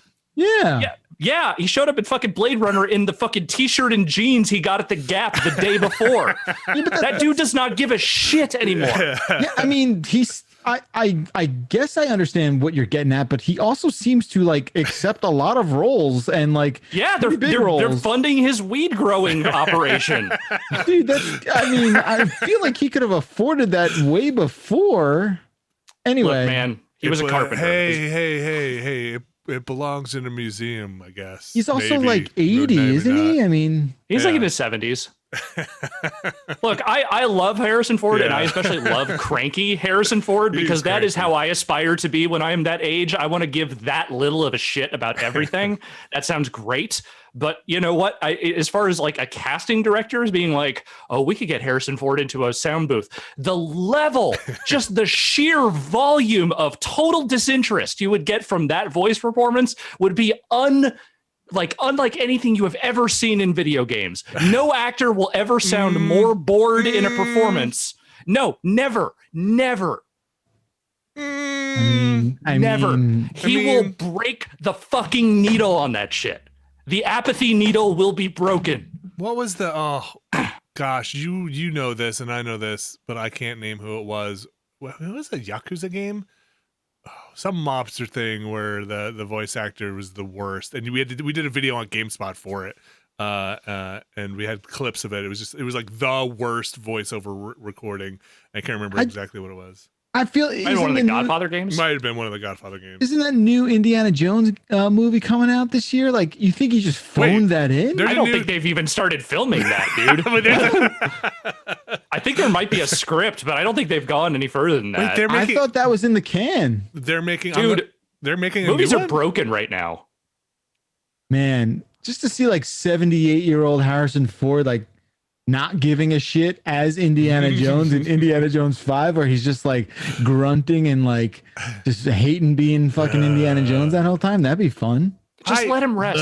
Like Gene Hackman retired at a certain point because there was nothing left to get out of him, and he just wanted to go fucking be grumpy somewhere and write fucking books about tall boats. Like that's how that guy wanted to live his life, and I respect that. Just go off to the side, engage in your dumb fickle passions, and don't worry about having to be a starring role in Hollywood anymore because you clearly don't give a shit. Like you don't need to, so just don't do it anymore. Oh, see, I don't know. Like I don't know, man. Like there's obviously a market still for him. Like there's still demand. Like they don't have to keep hiring him to be Indiana Jones. Like that baton could be passed. I thought but at the same time, when they keep showing up at your door with $10 million checks, like what are you going to do? Be like, all right, no. Like, of course you're going to say yes to that. But at the same time, like he clearly doesn't want to be there anymore. I don't know. Didn't they make didn't they pass the baton to the Transformers? There's some stuff going on with Shia LaBeouf. I have a feeling we may not hear from him again. Oh, I don't know. I don't keep up with the trades. I don't know. I also feel like we've been promised that about half a dozen times already. Yet here we are, and that motherfucker's still showing up, popping around. Like we'll see where it goes, but I feel like maybe he's not the marketable star that Disney is looking for right now. All right. Well, on that note, what else do we have in the news section? I just want to briefly touch on this because I'm very tired of this story, as everyone else is. But the Cyberpunk Apology Tour is still ongoing. The CEO of CD Projekt Red got out there and shouldered a lot of the blame for what went on with the console ports, while also trying to somehow convince people that they did not know that those console ports were as bad as they were. That's not a thing I believe in any way, shape, or form. But nonetheless, they're saying it, and that to me says that you don't want to actually say you're throwing your QA department under the bus, but you sure are doing it anyway. So this was a video. This was a video. Yeah. And like I saw this. I thought the theme, at least the overall what you're supposed to take away is like, don't come after the development team on this one is something. But yeah, I think I kind of echo some of the stuff you said of like it's sneaking up on you. Not possible. Like I've as someone who I obviously have not made this my lifelong career, but I did work in a QA department, and I do know the volume of things that get reported in video game QA that nonetheless get waived by developers, either because the scheduling won't allow for it or they don't think it's a real issue. If there was not, I'm saying this is not possible, but if there was really no one in the QA department who waved the flag saying, hey, this shit's real fucked up, that would be a pretty monumental failure. But I don't think that's the case. I think more likely they just waved a lot of that shit away and be like, it'll be fine by the time we get to day one patch. There was one pull quote I saw in here. I'm scanning it to see if I can find it. Okay, this was it. As it turned out, our testing of older consoles did not show many of the issues you experienced while playing the game. That seems unlikely. That's not fucking possible. Right? Like that's just not. Yeah, because like that's locked hardware. Yeah, that's the part. The only way that's possible is if you put two people on those versions QA testing them, and they just did not have the time to run that game through its paces the way it needed to be. But that's also a failure because you're not putting the right number of resources into actually making that shit work. Yeah. So anyway, the actual news nugget that came out of this, which is in a way disappointing, but in a way also kind of freeing to me to know I don't have to care about this for a while. The console the next gen console updates, the ones for PS5 and Series X, are not coming until the second half of 2021 now. So I don't have to boot that shit up for at least 5 more months, and then we'll see what happens then. People told me I was crazy that there wasn't a date. They're like, oh, it'll be March or something. Well, here we are. That now they're saying second half. $5 says it was gonna be March until they couldn't make it March anymore. That's pretty wild. That's pretty wild. Huh? It's a wild thing, and like I said, I'm not looking to like keep harping on the story. Like it's just going to be an endless snowball of increasingly dire apologies until that shit is where it needs to be, if it ever gets there. But it's just tiring, man. Oh yeah. Well, it's tiring to hear about it. I imagine inside the employees there, I hope they're like, we're not fucking cranking on this patch. They said in the thing, like, and again, it's the exact same language they said the last time around, like, we're going out of our way to make sure we don't crunch our people, which they ended up doing anyway. But in this case, they are saying we are not implementing any required overtime on this patch. That's not what we're doing. I think they have to say that, and I hope that they are actually making good on that. Yeah. But, nonetheless, they are at least getting out there and saying those words. Yeah, so if that patch takes another year to kind of make things right inside that studio as well, that's what it takes. I don't know. We're not in there. Well, Well, look, I mean, still my game of the year. I know. Not according to the list I have. I've got talking. It was not on your. It was not on your list of pinball machines. Weirdly enough, no Cyberpunk pinball coming. I did we talk about the one I did get or no? The Led Zeppelin one. The machine. Yeah, you talked about that, didn't you? Last week? Yeah, but you talked a little about it. You said you couldn't play it. Oh, it was in your garage. It was in your garage. Yeah, it's all set up. Man, you forget the bangers that Led Zeppelin had. Like, you don't forget them. You just don't think about them as a collective whole. I mean, John Bonham was my first favorite drummer. Like, he was the first guy that, like, I was like latched on. I was like, that's the drums. That's the drums I want to do. Isn't like the Levee Breaks? Isn't that like recorded in like a stairwell or something? Isn't that something like the drums on they that? They definitely did it in a very echoey room. Oh, yeah, the drums on that. Well, no, you're thinking of Stairway. No, so I did ask. I'm like, no Stairway, right? What happened? Like, no Stairway in this game. And they're like, well, I was trying to do like the Wayne's World joke, and then they're like, yeah, but no, because that's not a pinball song. They're like, what if you hit you hit the right target, like the right series of targets, and it just plays the end of Stairway, which is the part everyone actually wants to hear. That would be dope. I think that song's all over the place, so I understand where they're coming from, but it's a fun game. I just honestly, in the most selfish way possible, I just love exposing my kid to like this kind of music and him like absorbing it and just bouncing his head and just like. And I refuse to believe most people who hear a Led Zeppelin song or they hear like Kashmir and they're just like, oh fuck yeah! It doesn't matter who you are. You're just like, I think I said this. We got the kids a drum set. It's in the attic, and I put on some Stairway for them to play along with. And they're like, no. I was like, wait, what? Like, no, it's put on something else. And I was like, well, I'm out of here. I'm gonna take a little break. Well, first of all, you don't want those kids trying to play Zeppelin right out of the gate. Like, that's not like it start with AC/DC, man. Yeah, that's a much more straightforward kind of drumming. You don't have to play listen, they're playing, you can't even hear the music, it's just like but it's just something to play along to.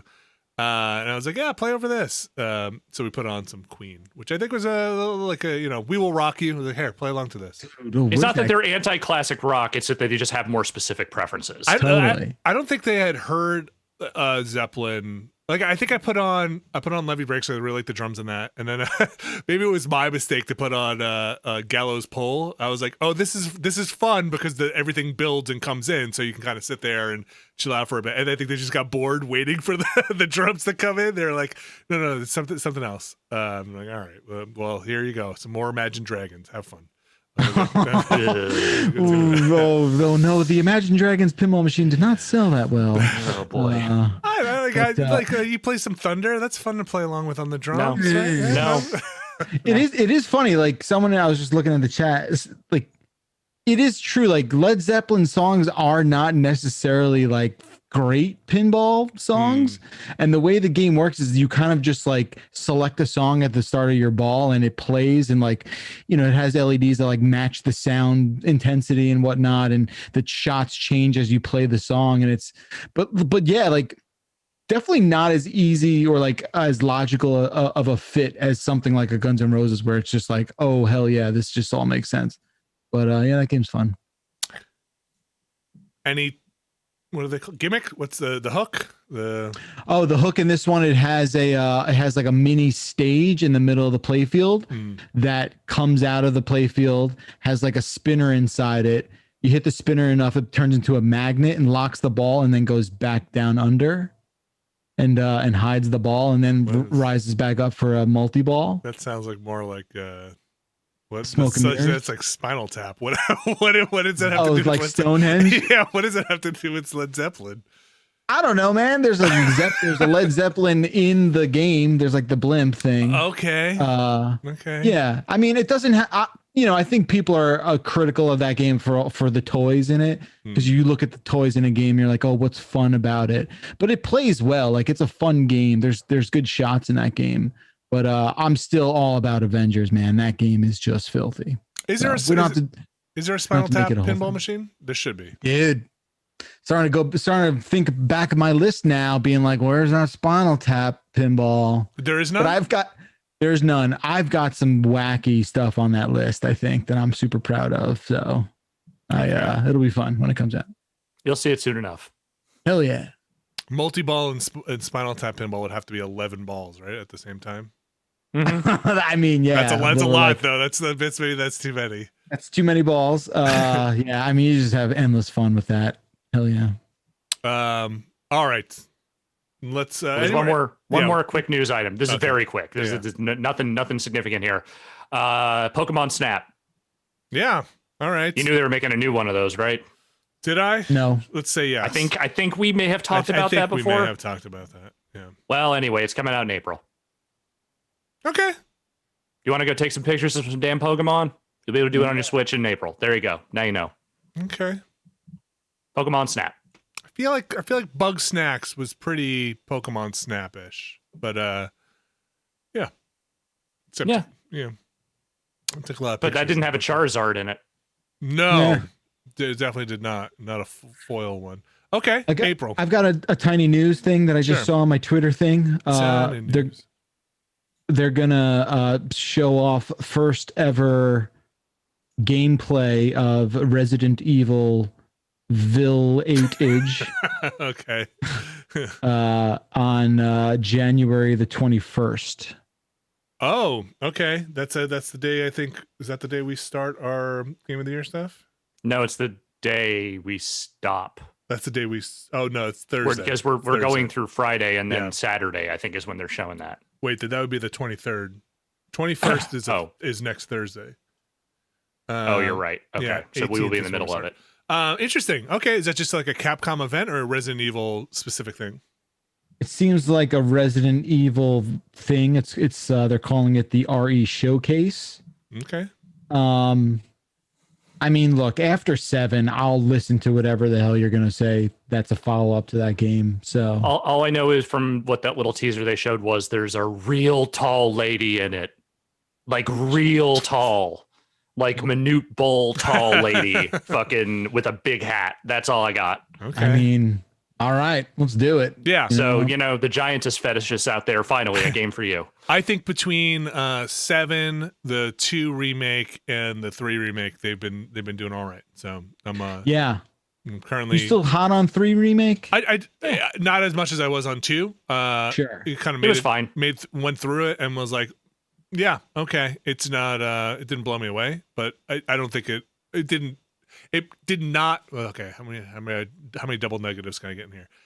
It did not make me excited for Resident Evil 8, you know what I'm saying?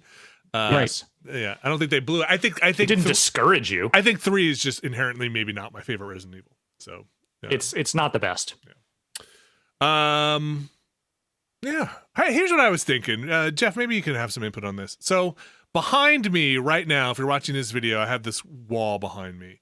And I was thinking about, it's shelves. And I'm going to build a wall thinking about behind here. And I was thinking about making an alcove for my joust machine.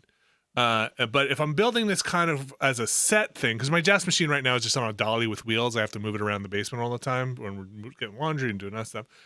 Stick it in there. You think I should put like a mirror at an angle so that you can see it as like a set piece thing behind me? You think that would work? That'd be cool. I mean, that's not a super, you think you could get away doing it with just like a piece of plexiglass and not a mirror? You mean so for safety's sake? Yeah, I feel like a mirror, dude. Well, they have acrylic mirrors, not glass, that you can buy that are I could do that if I'm not worried about that. That's what I would do. Why not? Okay. I mean, how, know. It just says if I'm using it as like a set thing and that I can wheel in and out of that little cubby, you would never see it because it's I don't know if I mentioned this. It's a tabletop. Yeah, it's a cocktail machine.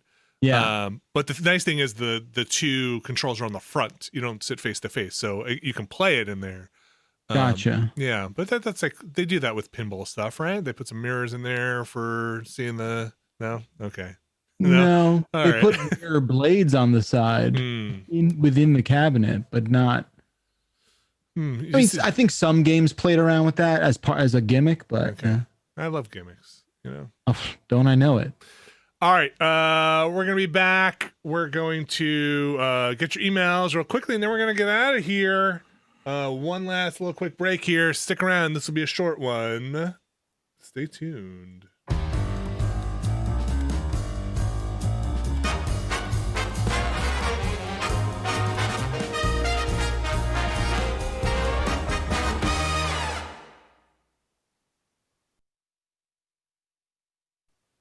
And we are back. Thanks for joining us. Now it's time for the emails. If you've got an email, you can send them into beastcast@giantbomb.com. That is beastcast@giantbomb.com. I want to thank those the folks, fellow employees at Red Ventures who emailed or sent me a message about some of the tech stuff we were talking about.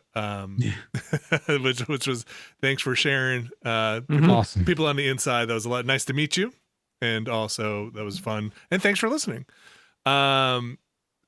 So you can email us at beastcast@giantbomb.com, beastcast@giantbomb.com. Thanks everybody for sending in their emails. Let's get started here. This is a fun one. We've talked about movies before. We've talked about our favorite movies before. This one came up and I was like, you know what? I'm a big fan of sci-fi. Alex, why don't you take this one from Raf? Sure thing. Raf says, and this is all in all caps, by the way, so I will refrain from screaming this. Johnny Mnemonic is one of my all-time favorite movies. Yes, I know it's bad. I love it anyway. What are your favorite future movies? So we definitely talked about our movies before. It's been a little bit, but I'll take an opportunity to talk about some of my favorite sci-fi movies. I think mine... Future movies. I'm going to say Gattaca. Still one of my favorites. I haven't seen it in a bit, but it's probably one that I go to all the time. If you ask me what's my favorite future movie, that's probably it. Gattaca has a really interesting take on it, where it's like that retro futurism sort of thing, where they're like, it's the year 2800 and we're still using CRTs, and that's and like everything's like that green coated sort of. It's like looking at the computers on like the original Alien spaceship, like all that stuff. And that like if we're talking dark future, I would say the first couple of Alien movies are way up there. I dig that. For me, I have very specific future taste. Obviously The Fifth Element. Oh, that was going to be another one of mine. Yes. Fifth Element. I know I've said this. That came out in like 96 maybe or something like that. 94, 97, 95, I believe. 97. That's a good one. Yeah, that's the movie that like I saw in the theater and it just like, my mouth open for 2 hours. Could not believe what I was seeing. It is simultaneously like a brilliant parody of like science fiction futures, but also still feels very much like a weird dark future people would live in. Like it has the hallmarks of a place people could actually exist in. Totally. I love how like it's so wonderfully strange, and I love how it takes itself not too seriously, but also, like you said, like makes such a believable world too. It's and it's a movie that takes place so far into the future. Like it's not like, you know, a Blade Runner or something like that. I mean, this movie is supposed to take place in like 22 something, right? Like it's right? It's out there. Oh, it's a little ways out. It's a ways out. I mean, so it's that's why I love that. I will say, love it or hate it, I have a huge place for this movie in my heart. I love Minority Report. Oh yeah, okay. I think Minority Report fucking rips. Like, no, I'm with you. I think Minority Report is great, and it's such a like visually distinctive future that, you know, I think that you know, it's not like completely of its own class, but like the way that they intermingle like believable tech with just like really far flung wild shit, I think is really good in that movie. You know, you've just got like such amazing, you know, you talk about the visuals, but like they too, and that movie I think takes place in like 2050 or 2053 or something like that. Something like that. And again, it's all about that like super believable world. Not to mention you got Mr. Stormare coming in there and just like such a freaking character in that flick. I absolutely love Minority Report, and that's a movie I watch regularly. That's a Philip K. Dick joint, right? Is that one of his short stories? I believe yes. Yeah, I believe, as most of his short stories turned into movies. Yeah. I like the. Do you remember the kind of post-apocalyptic movie Doomsday? Yes. I like that movie. That's probably... Yeah, I know you do. I think you're the one who got me to watch that movie finally. And you know, it's actually not bad. It's not bad at all, but... That's a pretty good movie. Yeah. It's a bad... I like, on the horror side, in addition to the alien stuff, I have always appreciated the aesthetic and vibe of Event Horizon. It's really the only Paul W.S. Anderson movie I will really give any credit to on that front. But I love the vibe of people who are just working in space and they fucking hate it, and two, the idea that there's one super ship that was going to be the thing that finally broke us out into deep space and all that, and they just made it look like a gothic sex club. Yeah, like that to me is like it's fucking perfect. It's like, no, it's not just Hellraiser in space. We need this to look like hell on the inside too, and I just think that's great. If you've never seen it, I recommend watching it and then go listen to our Film in 40s and watch it again and enjoy it that way. What a silly thing. Can I tack something on the end of this? Sure, please. I'm always very hesitant to mention this movie. It came up during my talk with Gersman about Cyberpunk, because I think the reception of this film is kind of aligns with how a lot of people received Cyberpunk. And that movie is AI. Man, Alex's fucking sneer is just like piercing over the internet through me. Look, like, I don't like that movie a lot. I don't. I think that movie in a lot of ways kind of blows. But there is something like super peculiar in a way that I find almost interesting about some of the future stuff in that movie. And the reason I had compared it to Cyberpunk, because I was like, oh, you know, it was like this rubbernecking thing where you're like, oh shit, I mean, it's Kubrick and Spielberg, this culmination of like this 3 hour thing, long. like, is it like, you're like, it's this awful accident on the side of the road where like, I don't want to look at it. I guess I kind of peek at it. And then, you know, at the end of it, you're sort of just like, the movie ends and you're like, wow, I just saw a really wild thing. Was it good? I don't know. Yeah. I saw it. I thought you were going to say they were similar because everything involving children in them is incredibly fucking unnerving. That's good too. That's a good joke too. Yeah, like AI. I sneered AI not because I think it's a bad movie, though I do think it's kind of a bad movie. It is. I was so excited for that movie. I was really looking forward to it. I was like, I like Kubrick, I like Spielberg. I wanted to see what that looked like. And I think Spielberg was like the wrongest possible director to tackle that story, because it is just off-putting in a way that I can't even get behind. Like, I don't mind off-putting movies. I can be off-put and still enjoy myself, but just nothing about it works in concert. Like, it all feels disparate and just unbearable in a lot of ways, especially when it refuses to end. Yeah, that movie, it sucks more than it is fun to watch. And Spielberg's future stuff is just all over the place, though. He cranks out a Minority Report and you're like, oh shit, right on. Fucking Ready Player One, whatever the fuck that was. And I mean, that was a paycheck. Yeah, I guess. Again, there's a long time difference between those two films also, but I don't know. There's I saw this spin through in chat, but it's a movie I really liked, Pandorum, which is a interesting movie that maybe not a lot of people have seen or heard of, but it was not what I expected it to be, and I really liked it. So yeah. Anyway. Oh, I remember this poster. Yeah. Interesting little future movie. My favorite future movie. Yeah, okay. That I didn't talk about. Not a. Who could forget 2011's In Time? Which one is that? You guys remember In Time? No, it sounds like a Ratchet and Clank game. What is? Well, it's like 2 words of a Ratchet and Clank game. That was that fucking Justin Timberlake. Oh yeah, where they have it on their time arm. Is currency. Yes, I saw that in the theater. Yeah. I didn't hate that. In the theater? Oh yeah, I'll see any sci-fi movie in the theater. I think I was working at a movie website at that point. I think Rory ended up seeing that one, but I remember that. People liked it, man. I feel like I remember people liking it. Yeah, I forgot about that. Where they count down. Sure. Boy, you know what? Yeah. Yeah, go ahead. Well, I was gonna say I like that one more than the one with the who's the Good Will Hunting kid? Matt Damon. Yeah, well, Matt Damon. What's the one where he's in the suit and there's the 2 levels of society? Oh, the Adjustment Bureau. No, Adjustment Bureau. No, that's not what you're talking about. No, I thought that was the one. No. I'll look it up. Oh, you're thinking of Elysium. Yeah, Elysium. Yeah. That one I thought was a snoozer.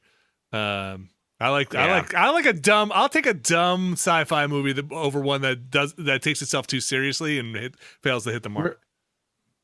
We're fucking up, and I refuse to let this conversation end. We're fucking up in a major way because we didn't mention Children of Men. Yeah, that's just that's just now. Yeah, that's right now. Yes. You look at it; it is now in a way, but takes place in the future. Like, that is a future movie. But I actually think it takes place like around now, because that movie came out in 2007? It came out in 2006 and it takes place in 27. So only 7 years off.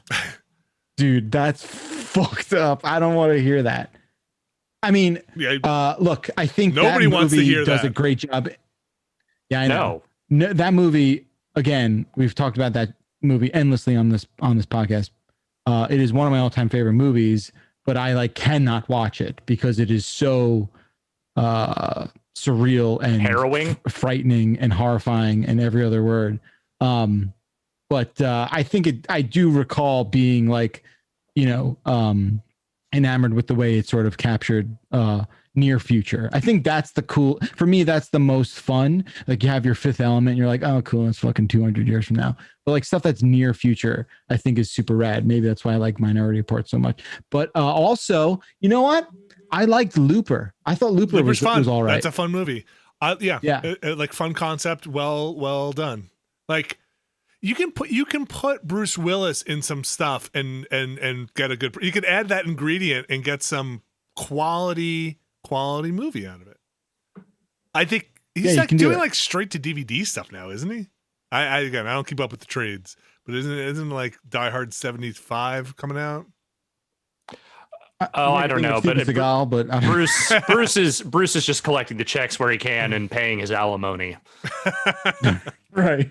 What was that original? Like everybody compared it to the Matrix at the time. Existenz. Remember? Did you guys see that movie? Yes. That's a yes. lot. Let's just do a sci-fi movie podcast. I will watch any. I mean, I'm happy. We'll to. start with video. What is it? Videodrome. I just watch any the sci-fi Cronenberg movie. Yeah. Man, give me a dumb sci-fi movie. That's where I'm at. All right. Let's go to the next email question before this actually does turn into a sci-fi movie podcast. Backline, why don't you take this one from Jonathan? Sure thing. What's the most expensive item you've bought that you've only used a few times, then felt guilty about purchasing it? A brand new car on December 10th, 2019. No, I'm kidding. I did kind of have that situation where we got a nice new car and we leased it and we're like, oh, we love this car. It's so great. And we've just like not driven it that much. Luckily that's a thing that, I don't know, just sooner or later the lease goes up and you don't have to pay for it anymore. But trying to really get our money's worth. That's a good answer. That's a pretty good answer though. Yeah. I'm trying to think of like super big ticket items. I mean, that's a big ticket item. I mean, I've got two off the top of my head here. What do you got? Let me hear him, Alex. Well, the half joking answer is a PlayStation 5. That thing has mostly collected dust since I bought it. I played through Miles Morales and I played through Astrobot. And yesterday was the first time I booted up in like 2 weeks just so I could re-download Ghost of Tsushima. And that's it. Like I barely used it. I mean, I know that will change eventually. It just hasn't yet. The other thing is tragically my current drum set. Most of that. So I bought when I moved out here. It's not tragically, but it's like when I moved out here, I didn't bring my old kit with me because I wanted to get something new. So I did. I bought this DW kit that I really, really like. I used it a handful of times with one musical project, and then that kind of fell apart. And then I put it into storage, and it's been sitting in storage for about 6 or 7 years. 6 or 7 years. Yeah. So when you practice with the band, or when you used to practice with the band, would you just use somebody else's kit or like a practice space kit? It's a house kit, because we practice in practice spaces. So yeah, we just use whatever the house kit is. Do you use the cymbals? Do you bring those around with you? No, I have my cymbals with me, and my snare drum is back there. Like a few pieces of it are, but like the main kit, like the DW part of it, the really nice drums that I bought, and they'll be great. The thing is, they will be great when I live in a space where I can actually play them and not get arrested. So when that day comes, I will be stoked. But I'm just not there yet. Alex, they're waiting for me. I have learned very quickly, cymbals very expensive. I was when I said to you, Alex, what do I do to make a budget drum kit sound better? You're like, cymbals, and you'll be fine. And then I looked at the cymbals and was like, Alex, this could get very expensive very quickly. Holy crud. There are totally decent budget cymbals out there, but budget for cymbals is still a fair amount of money. Do I want the dark sounding cymbals? Do I want to? Oh man, there's a world out there, Alex, I'm not ready for. Your kids do not know the difference. No, they do not know that, but I won't either, but I could spend the money on it.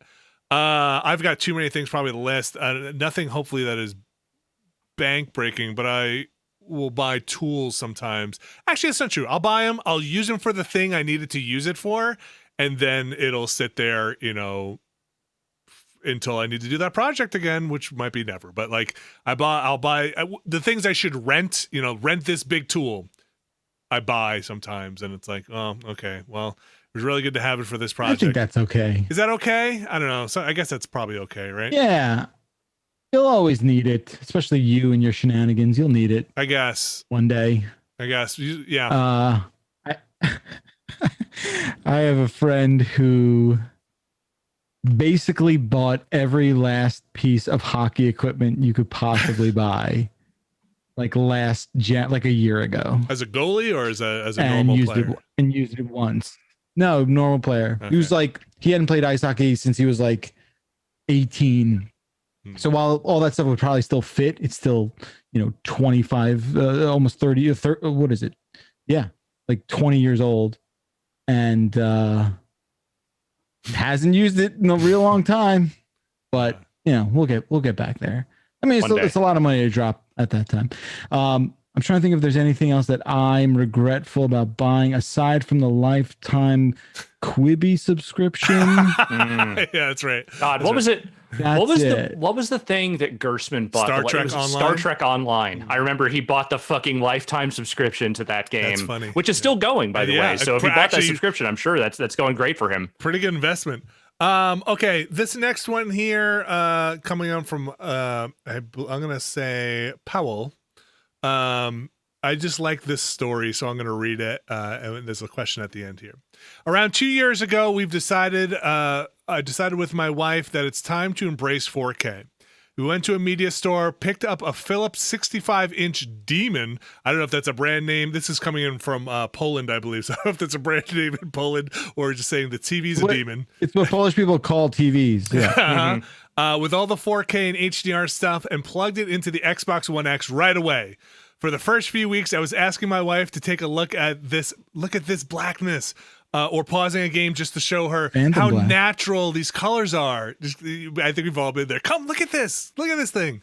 And last week, I went into the Gears 5 settings on the Series X and noticed that HDR is grayed out. I started digging through the console and TV settings just to find out that HDR had been disabled this whole time. I feel like a complete idiot now, and my wife keeps laughing her ass off. I was mesmerized by the power of marketing. Rightfully so. Now every time an HDR Well, here's the game, thing, though. Yeah. Here's the thing is that, like, the TV could have just what I was going to say is that, yeah, totally. Like, it could be one of those things where it's just like, yes, the picture quality is better. But we've all had that moment where we're like squinting at the HDR turned on and being like, well, there's more of that color. And like the shading is like like HDR is not the knock you in the face, like this is the huge difference thing. It's more the, oh, that looks nicer kind of thing. So I can see it. Can be. I think the hardest thing is that it's proving very difficult to be implemented effectively. But yeah, I mean, look, what this is, don't feel bad. I mean, this is just like when you go from an HD television, especially if it's bigger too, your mind is very excited. Your mind is very jazzed about that big, shiny new thing you just got. And yeah, things do look great on it if you're looking at it, from a 4K source. So don't feel bad. No. Question here is what is your best an idiot story? Any tech related thing, or I've definitely in the production field have absolutely forgotten to hit record on some stuff, and had to do, especially early on, when I was more embarrassed about just saying I forgot to hit record, had to say something like, can we just especially in an interview situation, let's take that from the top again, and let's do just a different take. Just do a different take, different introduction from the top, and not saying that I forgot to hit record for the first 3 minutes, and only realized it now. So those are probably my most embarrassing. You're lucky that you caught it. Yeah, you're right. I am. Listen, you only make that mistake a couple of times, and then you make it again on the next camera you buy. But yeah, it's. I had a buddy when I was living in Hoboken, hired like a TaskRabbit person to hang a TV in their apartment. And the way he tells the story is that the guy who was doing it was like, oh, this is the first one I've ever done, but I watched a bunch of videos and I'm super handy and I can do it. If someone said that to me, I'd be like, all right, maybe we get someone who's done this before. Or maybe don't say that. He went along. Yeah. Yeah, I don't know. Again, like, it's a strange circumstance. You can probably tell where this is going, but what wound up happening is the guy installed everything onto the back of the television. Like, he didn't install the mount on the wall. Ooh. Yeah. He watched the wrong video. I don't know what he basically just did. I mean, I don't even understand how you can do that, because you essentially have to like put the anchor. Yeah. What's that? Did he wind up hanging the TV? I think he figured it out eventually and like started over and had to like do it the right way. But like, I'm like, how did that is like the most obvious of steps where it's like, no, the TV just needs the claws, and then that thing hooks onto the wall. And what are you doing, Mr. Handy Person? Well, on the handy front, this one's not going to resonate with anybody really, but for me, it is burned in my mind. When I was doing moldings for the attic, in the attic, there's a lot of weird angles and stuff like that. Too many times I would cut one angle on the molding and then cut the reverse angle on the other one. And since I was cutting a lot of stuff downstairs, I'd bring it up and realized I had cut the same angle on the molding, which has to be a miter, and nobody cares about this. And they would just, you put them together. Yeah, we all understand it. That's the thing. You put them together and you realize, well, this piece of wood is now garbage because I just cut the outside angle for the miter instead of the inside one. Anyway, that's, again, appeals to no one, but just not smooth move, Carville. Yeah. All right. This one. I have nothing for this one because I'm a perfect angel and I've never fucked anything up. You never put a drumstick through your drum head and been like, oops. We're nope. Never showed up for a gig with no sticks? Nope. Never have. I'm perfect. I'm an angel. I don't fuck things up. I know everything all the time. I'm gonna read this. Actually, Backler, why don't you read this one from Jean-Pierre? Which one? Jean-Pierre. I mentioned to my mom that a guy on a podcast I listened to was talking about the coins minted this year with the W mark from West Point. She got very excited because she is very into coin collecting. She remarked that it would be nice to have someone to talk to about coins. Could Vinny talk about coins for a minute for my mom? Just because she just asks for so little. Oh, I saw that. Well, Jean-Pierre. Yeah, Jean-Pierre, if you're listening, and Jean-Pierre's mom, I think collecting coins is a gateway into understanding the history of humanity. You look, it's art in a tiny little form. You can look at, here's a quick, concise thing that I think is really interesting.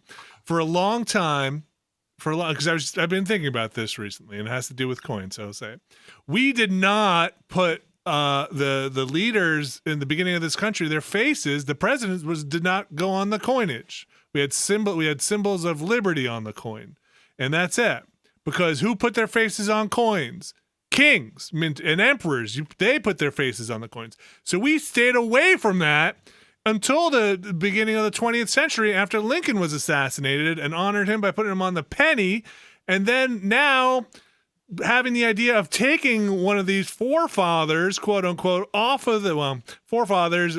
I say that because there's all sorts of people on coins, but taking Washington off the coins sounds so crazy, right? Like, oh my gosh, I think the current coinage is kind of garbage with the people that are on it. I like the old coins when it was just more iconic stuff instead of having, instead of representing and deifying people on our money. Well, you put people on money to deify them and turn them into gods. And the people that are on those coins knew that at the beginning of the mintage of our coins. Isn't that bananas? Well, see, the angle goes this way, and then you cut the other angle this way, and it just doesn't line up. Anyway. But here's the thing, not to burst your bubble, not to pop your balloon, but I'm not so sure how much longer physical money is going to be a thing, my friend. So we look at. Is this how we find out you're getting into Bitcoin? No, now's the worst time to get into Bitcoin.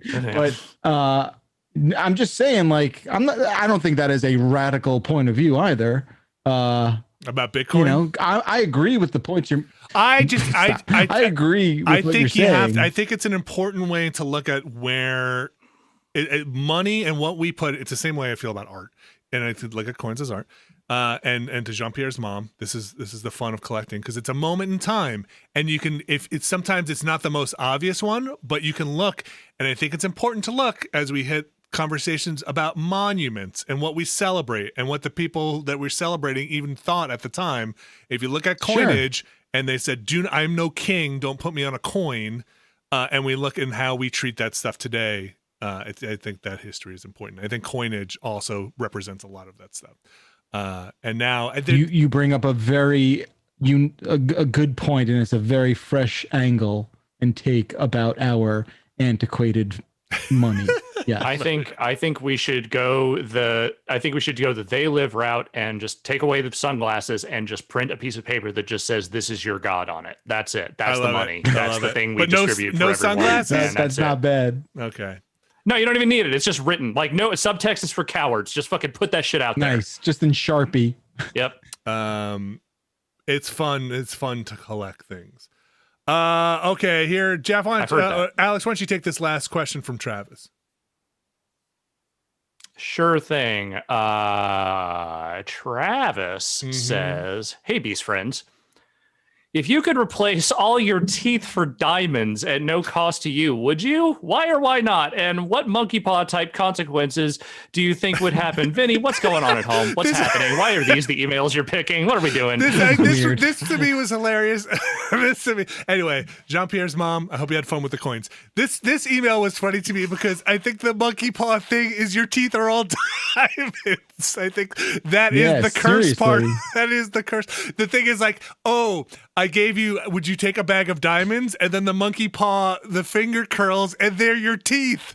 That's the part. That's the thing. I just...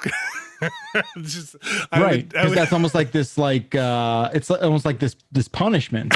The monkey's paw curse is that now everyone you know is going to ask you to use your mouth to open cans for them. No, well, I mean, diamond is super hard, right? Like that, it's not good. Like no one wants diamond teeth, right? Like that's not a thing.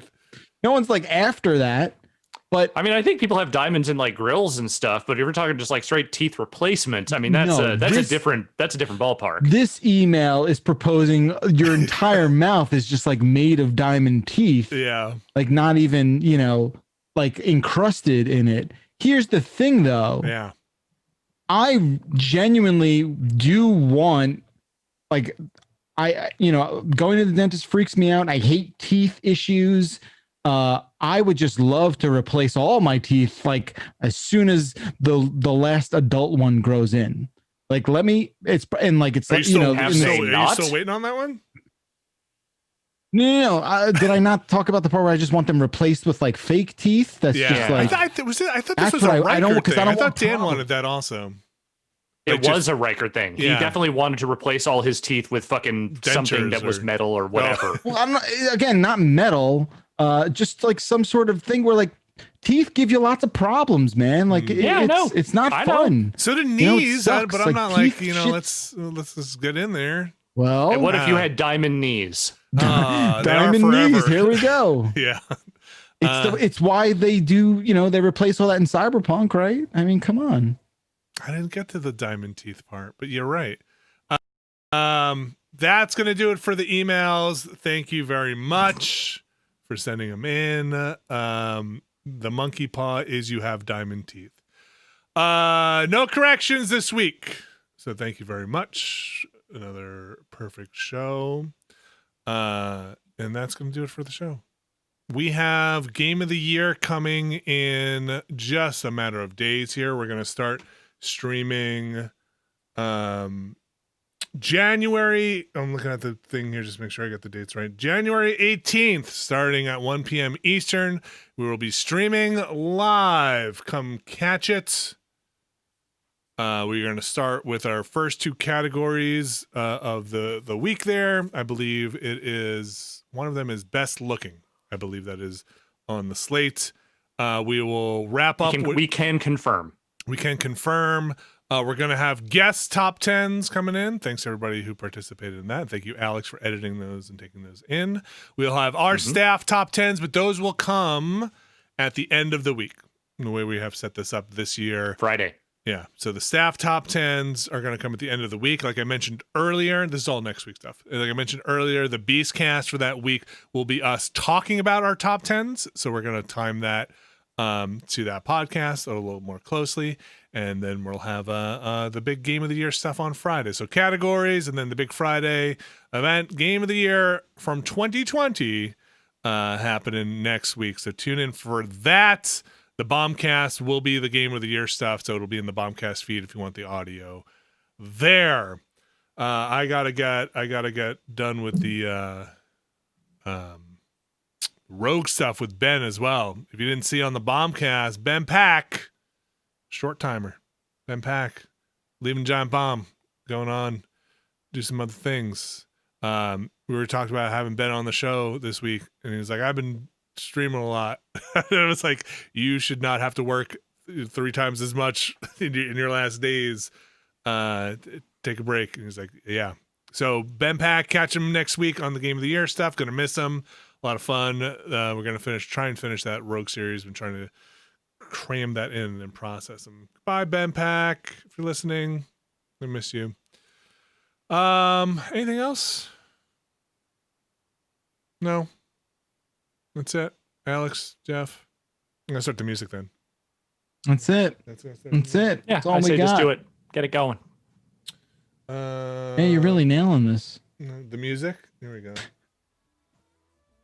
Oh man, what a time! What a time.